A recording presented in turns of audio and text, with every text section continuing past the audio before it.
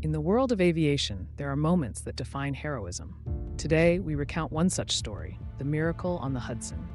On a crisp January day, Captain Sully Sullenberger and First Officer Jeff Skiles prepare for a routine flight aboard US Airways Flight.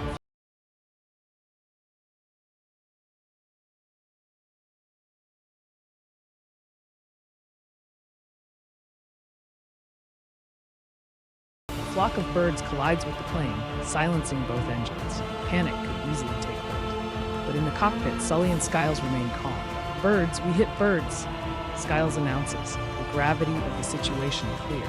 Sully, with composed urgency, takes